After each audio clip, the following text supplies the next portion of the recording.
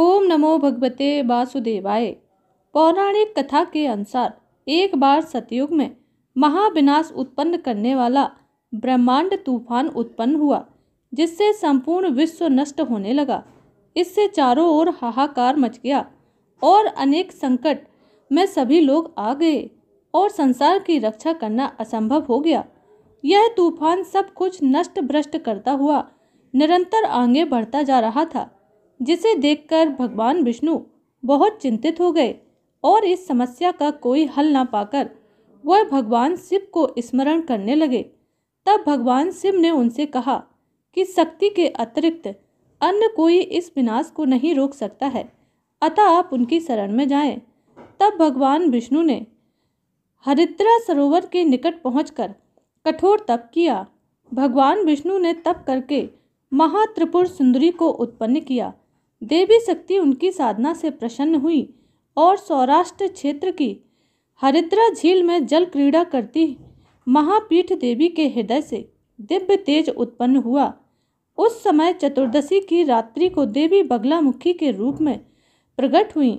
त्रैलोक के स्तवन महाविद्या भगवती बगलामुखी ने प्रसन्न होकर विष्णु को मनवांछित वर दिया। तब सृष्टि का विनाश रुक गया। देवी बगलामुखी को वीर रथ भी कहा जाता है, क्योंकि देवी स्वयं ब्रह्म अस्त्र रूपिणी है।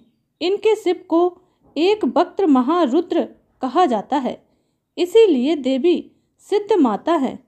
तांत्रिक इन्हें स्तवन की देवी मानते हैं। ग्रस्त के लिए देवी समस्त प्रकार के संस का भ्रमण करने वाली हैं। बगलामुखी देवी की आराधना करते समय पीले वस्त्रों को धारण करना चाहिए। पीले वस्त्र का ही आसन होना चाहिए। आराधना में पूजा की सभी वस्तुएं पीले रंग की ही होनी चाहिए।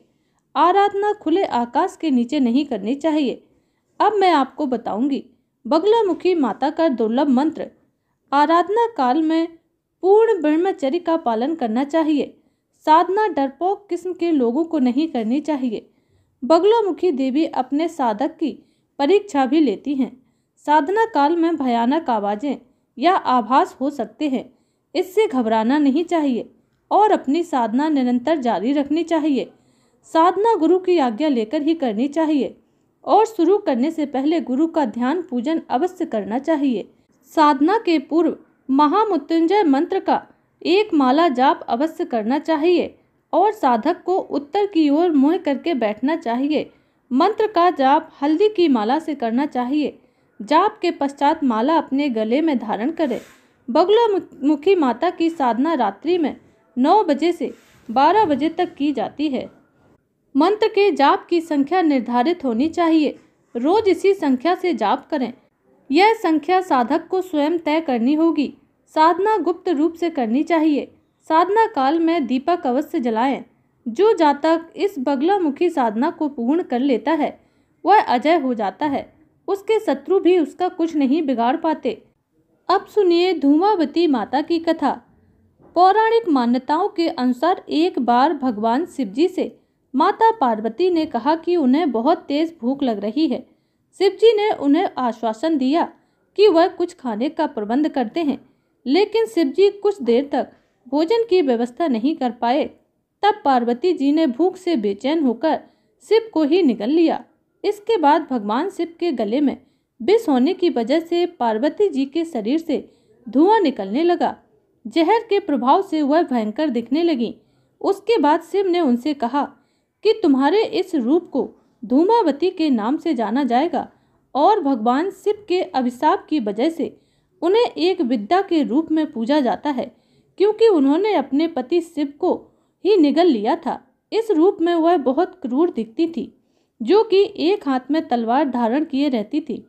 और एक और पौराणिक मान्यता के अनुसार जब भगवान शिव की पत्नी सती को पता चला कि उनके पिता दक्ष ने एक बहुत बड़े यज्ञ का आयोजन किया है, लेकिन उसमें उनको और उनके पति को आमंत्रित नहीं किया, तो उस यज्ञ में जाने के लिए भगवान शिव ने उन्हें बहुत रोका।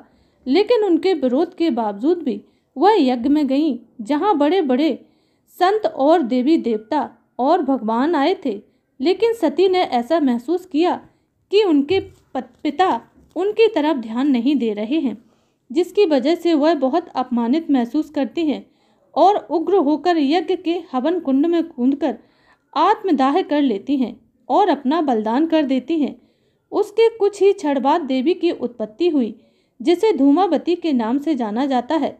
धूमावती जयंती का महत्व धूमावती देवी को एक रथ की सवारी करते हुए उस पर लगे ध्वजा में कौवे के प्रतीक को दिखाते हुए एक बदसूरत बुजुर्ग विधवा महिला के रूप में प्रदर्शित किया गया है, जिसके बाल सफ़ेद होते हैं और वह सफ़ेद साड़ी में दिखाई देती है। उनकी उपस्थिति भले ही खतरनाक और डरावनी नहीं है, लेकिन वह हमेशा पापियों और राक्षसों का विनाश करने के लिए, इस धरती को इन जैसे पापियों से मुक्त करने के लिए अवतरित हुई हैं, जो कि इस बात का प्रतीक है कि सच में विश्वास और सदाचार हर दुखों को मिटा देता है। धूमावती माता की पूजा करने से भक्तों के सारे पाप और समस्याएं खत्म हो जाती हैं